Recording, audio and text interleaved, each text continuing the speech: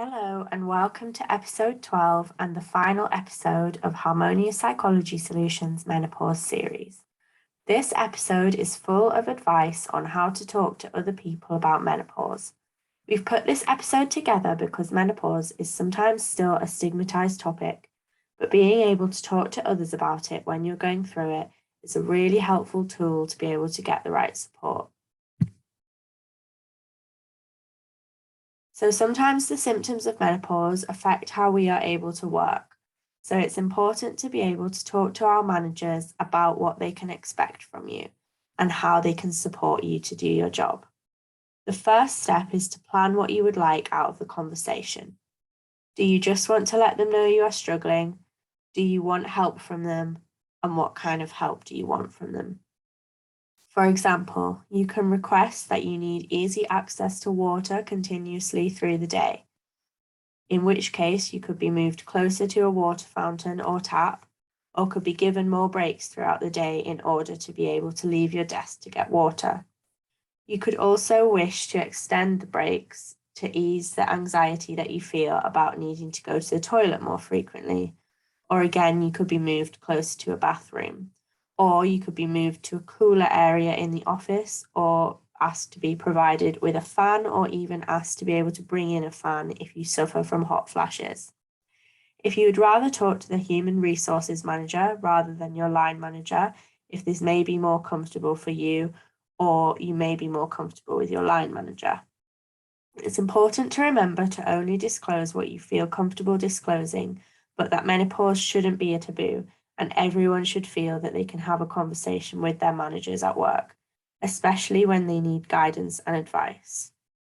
Agree a time and place for your meeting, and beforehand write down each symptom, how it affects your work, and how you can be supported to cope with this symptom.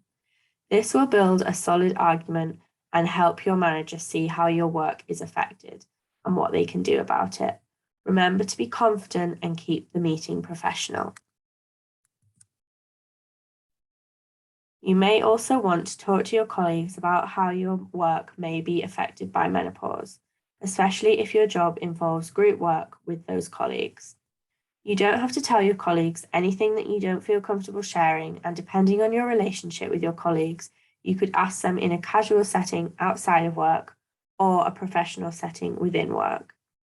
If your work affects their ability to do work, for example, on a project where you have to complete a task and then hand it over to them, make sure that you ask them to be patient with you and let them know that you have informed the manager and that support is being provided so that they don't worry about being affected by your work.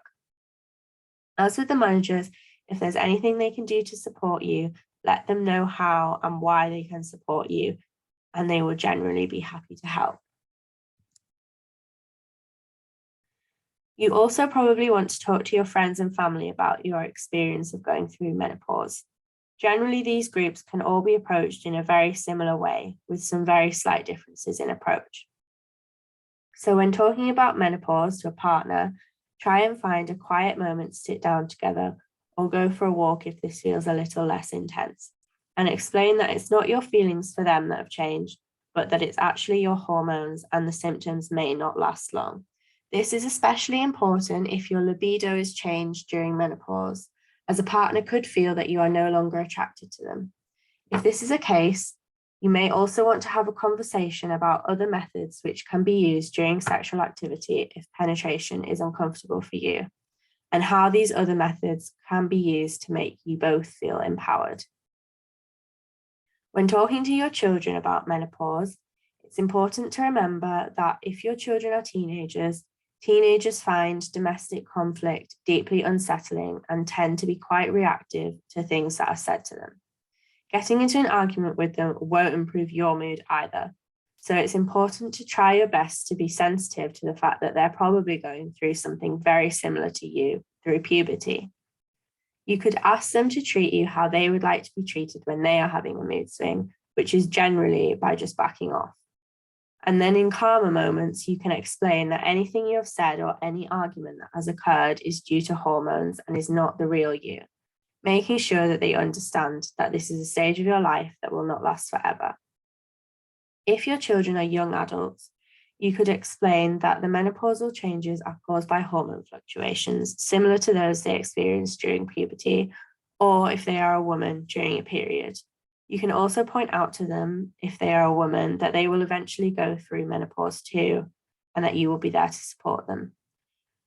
For younger children, menopause can also be a difficult conversation for them to understand, but you can use the same basic message that you used for teenagers, which is just to explain simply that you are going through a temporarily process in your life, and ask them to back off when they feel that you are becoming annoyed or upset. But make sure that you approach them when you feel better to make sure that they know they are loved and feel happy. If you would like to talk to your friends about menopause, it is likely that you have friends of a variety of ages, and you probably have a friend that has already gone through menopause. So try talking to friends who have already gone through it first to reassure yourself and make yourself feel comfortable about talking about it, as they will have likely had very similar experiences to you and can support you. This will make it easier to then talk to your friends who haven't been through it yet. The more you talk about menopause, the less stigmatized it starts to feel. The more comfortable you will feel with yourself and the process your body is going through.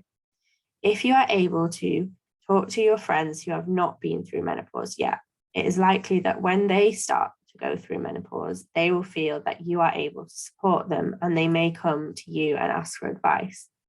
This is something that is important and may make you feel empowered, because you may feel right now that you wish you had had a friend that you knew you could go to when this all started.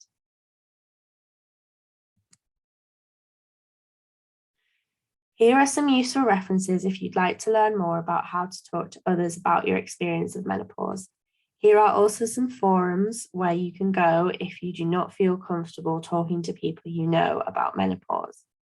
These include Menopause Matters, Mum's Net, Woman and Home, Health Board, and Empowered Woman. We at Harmonia are also working on creating an interactive community focusing on well-being and mental health. Another huge part of that we focus on a lot is menopause. This takes place on our Instagram, which is Harmonious Psychology Solutions, and on our LinkedIn, which is Harmonious Psychology Solutions Limited. You can also visit our website, send us an email, or message us on either of our social medias to access support or ask a question, the links to which are on this slide. Once again, thank you so much for listening, and we really hope you've enjoyed this series and found it informative, and that you've learned something which has bettered your life and experience of menopause.